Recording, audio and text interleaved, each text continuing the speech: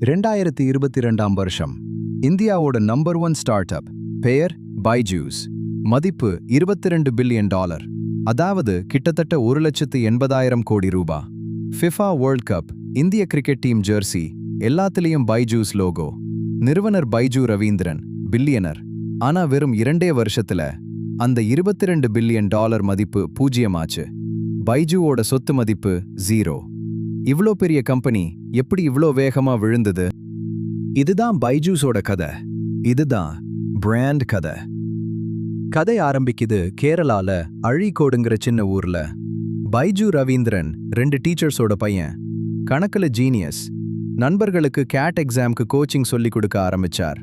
யாரும் எதிர்பார்க்காத அளவுக்கு அவரோட கிளாஸ் ஹிட் ஆச்சு.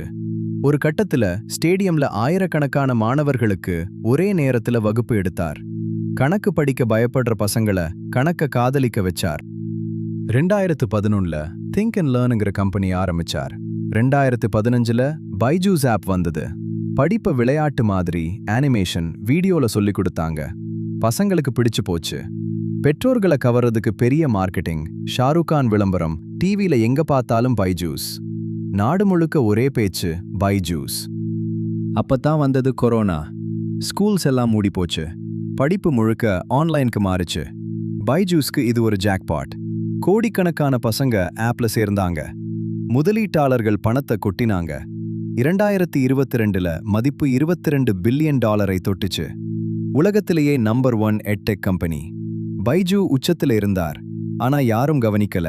அந்த உச்சத்திலேயே வீழ்ச்சிக்கான விதை ஊன்றப்பட்டிருந்தது. கொரோனா முடிஞ்சது. ஸ்கூல்ஸ் மறுபடியும் திறந்தது. பசங்க கிளாஸ்க்கு திரும்பினாங்க. ஆன்லைன் படிப்புக்கான டிமாண்ட் வேகமா குறைஞ்சது. பைஜூஸோட அந்த ஜாக்பாட் அப்படியே வத்தி போக ஆரம்பிச்சது. ஆனா கம்பெனியோட செலவு மட்டும் குறையல.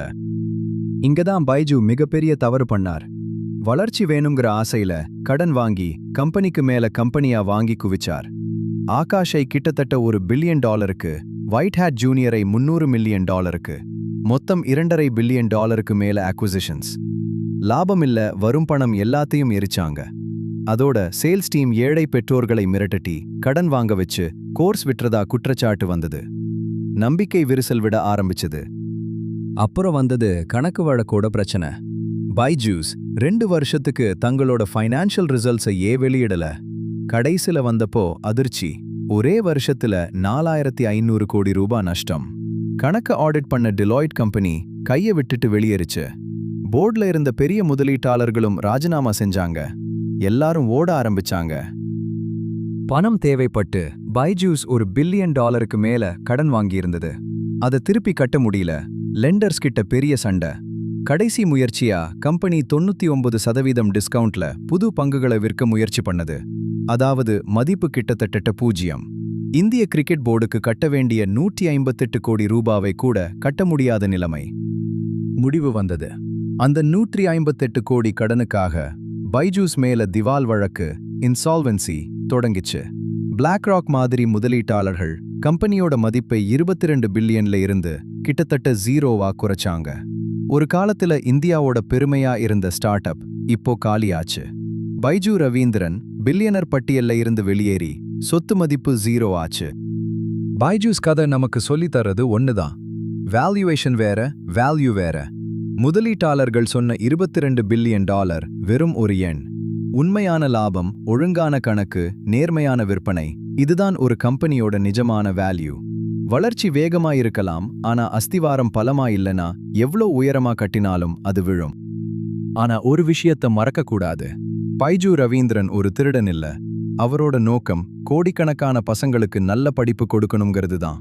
அந்த தேவை இன்னும் இருக்கு. பைஜூஸ் தோத்து போனது மாடல், மிஷன் இல்ல. இந்திய ஸ்டார்ட் அப் உலகத்துக்கு இது ஒரு பெரிய பாடம். கனவு பெருசா இருக்கட்டும், ஆனா கணக்கு சரியா இருக்கணும். பைஜூஸோட கதை நமக்கு நினைவுபடுத்துது. எந்த வேல்யூவேஷனும் நிரந்தரம் இல்ல. லாபமில்லாத வளர்ச்சி ஒரு குமிழிதான். இது போன்ற இன்னும் நிறைய பிராண்ட் கதைகள் பார்க்கணுமா? அப்போ சேனலை சப்ஸ்கிரைப் பண்ணுங்க. அடுத்த எபிசோட்ல இன்னொரு பெரிய பிராண்டோட எழுச்சியும் வீழ்ச்சியும். நான் சொல்றது பிராண்ட் கதை.